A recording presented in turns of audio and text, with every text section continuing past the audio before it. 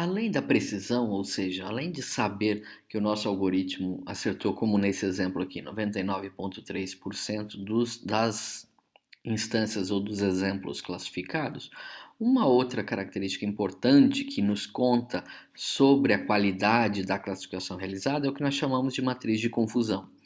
A matriz de confusão nada mais é uma matriz que mostra quais foram os casos em que o algoritmo se confundiu na classificação. Por exemplo, nesse caso, o algoritmo teve muito pouca confusão. O que aconteceu é que dos 501 casos, ou dos 501 exemplos que a gente tinha, que eram da primeira classe, a classe zero, certo? O algoritmo classificou 498 como sendo corretamente da classe A, classe zero, e apenas 3 ele errou então, que eram para ser da classe zero, e ele classificou como B, classe 1. Dos nossos 499 casos que eram da classe 1, ou seja, o caso B aqui, ele errou 4, então ele classificou 4 como sendo da classe 0, e os outros 495 ele acertou. Significa então que os 7 erros que aconteceram, que estão sendo mostrados aqui, certo? Instâncias classificadas de maneira incorreta, foram 4 deles que eram da classe 1, o algoritmo classificou como sendo da classe 0, e 3 que eram da classe 0, o algoritmo classificou como sendo da classe 1. Então, a matriz de confusão mostra para a gente se o algoritmo está errando muito mais em uma classe do que na outra, certo? E isso é bem importante, principalmente quando a gente vai trabalhar com bases de dados ou bancos de dados que têm amostras desbalanceadas. Em outras palavras, quando eu tenho muitos exemplos de uma classe e poucos exemplos de outra classe, isso faz com que a gente possa ter resultados nos quais o algoritmo acaba acertando sempre para uma classe só. Nós vamos ter exemplos disso logo na sequência. Mas a matriz de confusão, então, ela nos conta o que é que está acontecendo com um pouco mais de detalhe do que simplesmente olhar qual foi a taxa de acerto na classificação. Certo? Bom, além disso, outros aspectos importantes e que inclusive nós vimos na unidade 2 e são importantes agora para o algoritmo, por exemplo, de árvore de decisão, é a questão do overfitting ou da superestimativa. Percebam que esses resultados estão sendo feitos aqui, estão sendo mostrados aqui, foram gerados quando eu usei o conjunto de treinamento tanto para construir a árvore quanto para testá-la, certo? Então, isto significa que estes resultados sendo mostrados aqui, eles têm uma grande chance de um alto overfitting, ou seja, de ter uma superestimativa forte, tá? Porque eu estou usando os mesmos dados de treinamento para fazer o teste do algoritmo. No nosso trabalho com o ECA, é possível colocar ou pedir que a validação cruzada que a gente viu na última unidade possa ser feita, certo? A validação cruzada, ela pode ser feita definindo-se quantos folds eu quero, ou seja, em quantos grupos eu vou subdividir meus dados, e para esse caso, e é o padrão dentro da comunidade de mineração de dados, usar 10 folds, ou seja, dividir em 10 subconjuntos de dados, e aí treinar a nossa ou construir a nossa árvore do ID3 usando 9 desses conjuntos e testar no outro conjunto que sobrou e fazer isso 10 vezes, fazendo assim o processo em que eu construo a árvore usando todos os exemplos que eu tenho e também testo as árvores construídas em todos os exemplos possíveis e fornecidos, tá? Mas nunca testo a minha árvore usando um exemplo que já foi visto durante o treinamento, ou seja, durante a construção da árvore de decisão. Então, se eu rodar o meu mesmo algoritmo ID3 que está aqui em cima, para a mesma classe, mesma variável classe que essa que está aqui, mas agora usando a validação cruzada, o ECA não vai, ele vai me dar um resultado, e se a gente olhar, ao invés de acertar 99,3% das vezes, diminuiu um pouco. Ele acertou 97,9%, certo? Então, ao invés de errar só 7 casos, 7 exemplos, Aqui, rodando com validação cruzada, ele errou 21 vezes. Isso mostra claramente que realmente utilizando o próprio conjunto de treinamento para testar, o overfitting pode aparecer. Então, se eu considerar que o desempenho do meu algoritmo ID3 para esse conjunto de dados é 99,3, talvez isso não seja tão real, certo? E talvez valha a pena eu pensar que o que eu devo esperar como desempenho real para esse meu algoritmo de construção de árvore de decisão para esse conjunto de dados que a gente está avaliando, seria, na verdade, um desempenho mais próximo de 97% do que de 99%. Percebam que nos dois casos aqui é um desempenho muito bom. Tá? Então, dizer que um algoritmo tem 97,9% de precisão é uma taxa de classificação realmente muito boa. Na prática, não é fácil você ter uma taxa de classificação tão boa assim. Né? Então, a não ser quando você estiver trabalhando com problemas que sejam extremamente simples, o que na maioria das vezes não é o caso. Tá? Mas aqui demonstra então que se eu mudar simplesmente o teste para validação cruzada, ao invés de usar o nosso mesmo conjunto de treinamento para testar, já vejo alguma diferença nos resultados obtidos. Certo? A minha matriz de confusão mostra que agora para validação cruzada, eu na verdade errei desses 21 casos, 9 deles eram para ser da classe 0 e foram classificadas como da classe 1, ou seja, eram para ser A e foram classificados B, e 12 deles eram da classe 1, ou seja, eram B, e foram classificados como A, classe 0. Tá? Então esse foi o erro que a gente teve aqui. Depois a gente vai falar um pouquinho mais dessas medidas que a gente tem, mas por enquanto essa é a história. Provavelmente uma coisa interessante de se saber também quando a gente está usando um algoritmo de árvore de decisão é o formato da árvore que foi gerada, certo? Então o ECA para o algoritmo ID3 ele não nos mostra a árvore graficamente. O que ele faz na verdade é mostrar a árvore com base nas regras que definem a árvore. Então vejam, por exemplo, que o modelo do ID3 criado para aprendizado para esse conjunto de dados, no caso do modelo com validação cruzada, é uma árvore que diz assim: a primeira regra diz que se o atributo 1 for igual a 0 e o atributo 2 for igual a 0 e o atributo 6 igual a 0 e o atributo 9 igual a 0 e o atributo 7 igual a 0 e o atributo 5 igual a 0, então a classe é a classe 0. Então percebam que é uma árvore bem longa, não é? O que é uma característica do ID3, nós vimos na unidade 2, o ID3 não tem poda. Ele é um algoritmo que não tem poda, então a árvore ela vai sendo construída até você encontrar o caso da entropia que consiga discernir com 0 casos para uma classe e todos os casos para outra classe. Né? Então, essa árvore pode se tornar bem longa, é uma característica normal, nós vimos isso dentro do nosso estudo do ID3 na unidade 2. Percebam que ele pôs para essa primeira regra 1, 2, 3, 4, 5, 6 atributos, que são, entretanto, os 6 atributos que a gente viu que são relevantes, né? Então ele, na verdade, está acertando. E aqui ele faz a segunda regra como sendo, olha, muito parecida com a primeira, né? Mas se o atributo 1 for 0 igual ao primeiro, 2, 0, 6, 0, 9, 0, 7, 0 igual à primeira, e o 5 for 1 ao invés de ser 0, então ele ainda consegue, ele segue aqui um ramo um pouco mais longo. Então se tudo aquilo aconteceu e o atributo 5 é igual a 1, então ele ainda olha se o atributo 10 for igual a 0, então ele ainda olha se o atributo 8 é igual a 0, e aí sim ele diz que a classe é igual a 0. Então percebam que agora, nesta outra regra que eu estou olhando, eu tenho mais atributos do que na primeira, e a minha árvore começa a ficar longa, né? Aqui eu tenho 1, 2, 3, 4, 5, 6, 7, 8 atributos, certo? Para definir a classe para essa regra, para a próxima também. Para essa próxima também, então eu tenho todas essas 4 regras que estão aqui definidas com 8 atributos, o que é bastante longo, e que inclusive é algo que se eu voltar aqui na minha aba de pré-processamento e se eu me lembrar que o meu conjunto de dados tem só 6 atributos relevantes, a gente percebe que a árvore talvez esteja mais longa do que eu precisava. E é uma árvore grande, porque se eu descer aqui, veja quantas regras eu vou ter, ou seja, quantos ramos diferentes essa minha árvore contém para conseguir classificar esse meu conjunto de dados dado aí, certo?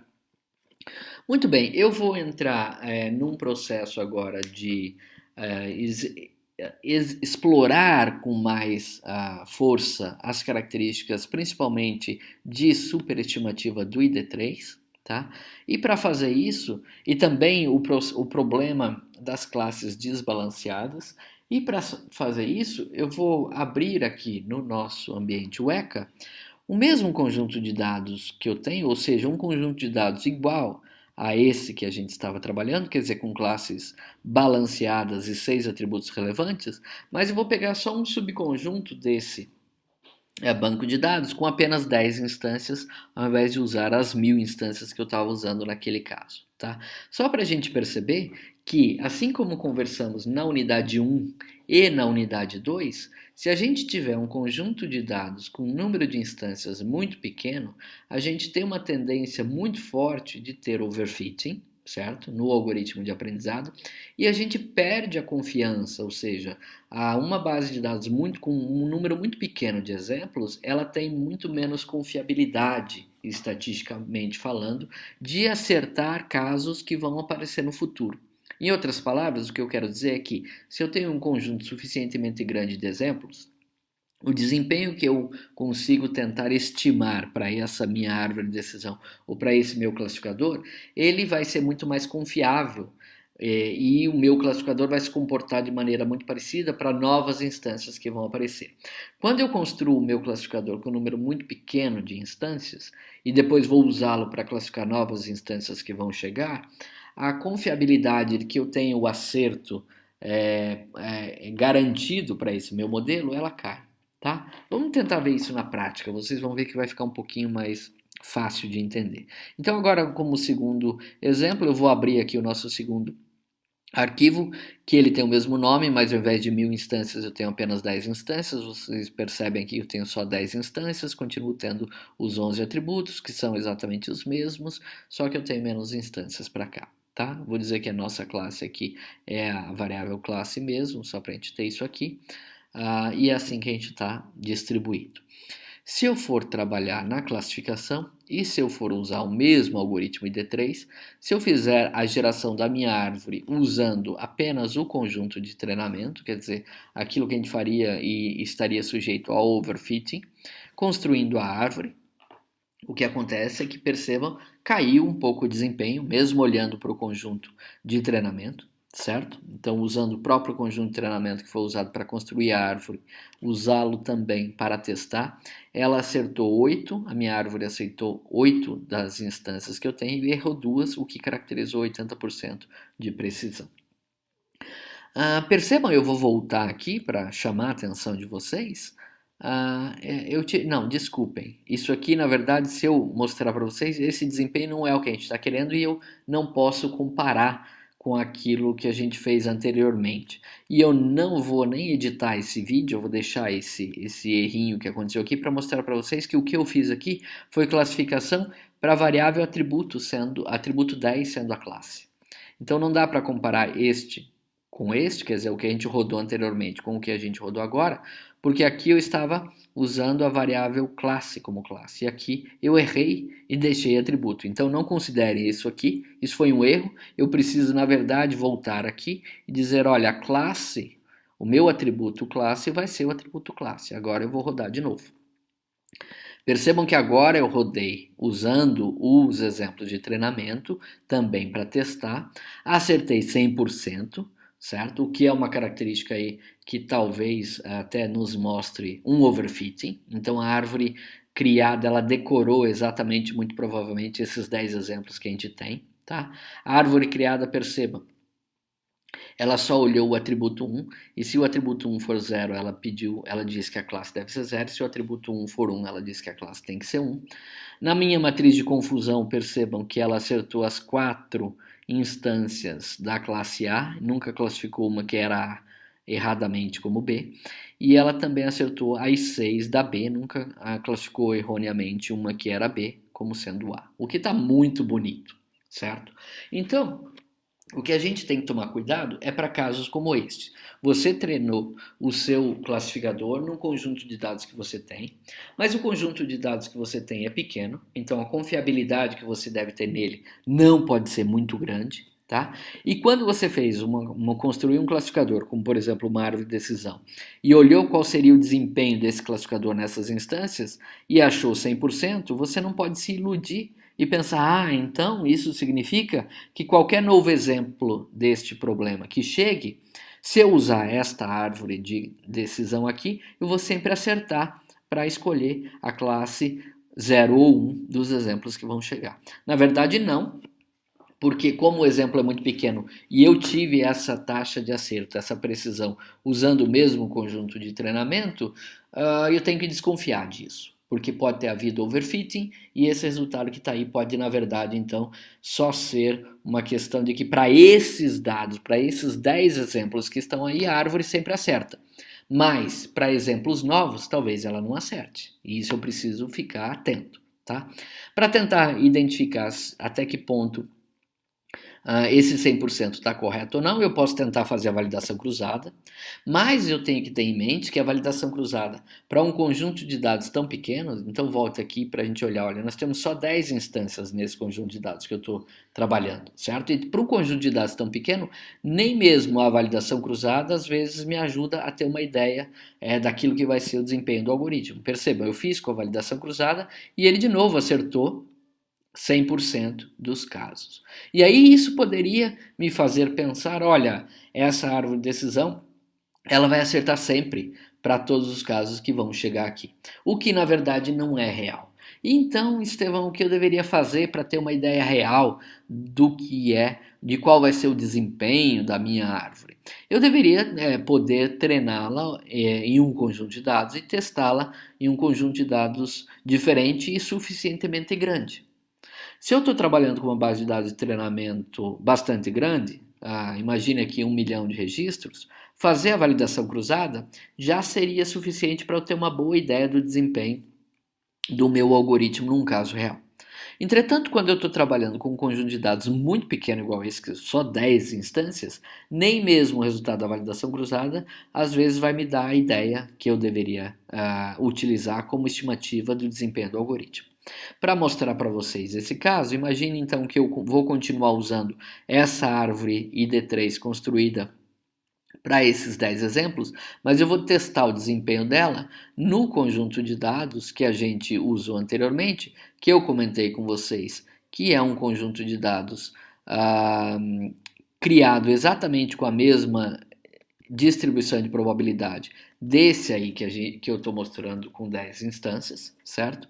Só que eu vou usar esse conjunto de dados que está aqui e que, na verdade, possui as 1000 instâncias. Então, perceba, eu vou fornecer ao meu ECA, lembre-se, eu criei a árvore usando esse conjunto de dados com 10 instâncias, e agora eu vou pegar um conjunto de dados que tem 1000, que se comporta exatamente igual. Eu estou garantindo para vocês que eles são o mesmo conjunto, só que aqui com mais instâncias, certo?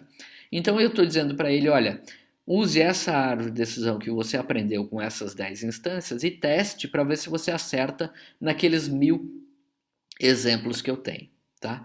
Se eu rodar de novo, então, agora esse algoritmo, percebam que o que está acontecendo é que caiu e eu estou perto de 98, 99% de acerto. Então isso aqui é um pouco mais compatível com o que eu vou esperar que a minha árvore vai acertar no geral. Tá? Se a gente voltar e comparar isso com o resultado que nós tínhamos tido para validação cruzada, usando os 1000 exemplos para treinar a rede e validação cruzada testar, percebam que é parecido, 97,9 e aqui eu tive 98,9. Quer dizer, o desempenho deste classificador para esse conjunto de dados, na prática, vai estar muito próximo disso. E eu vou poder estimar que uma árvore de decisão dessa construída com ID3, ela vai conseguir acertar bastante, né? Ela vai estar acima de 95% de acerto, o que é ótimo, o que é excelente. Tá? Com esses resultados, a gente pode pensar, bom, o ID3 não é tão ruim assim, certo? E eu digo para vocês que para quando o meu conjunto de dados é um conjunto de dados que eu vou chamar aqui bem comportado, o ID3 realmente não é um algoritmo ruim, certo? Entretanto, para quando eu tenho um conjunto de dados não tão bem comportados assim, o ID3 vai começar a sofrer mais para conseguir classificar corretamente as instâncias do que se eu usar a sua versão melhorada, que é o C4.5. E é isso que a gente vai ver agora, tá?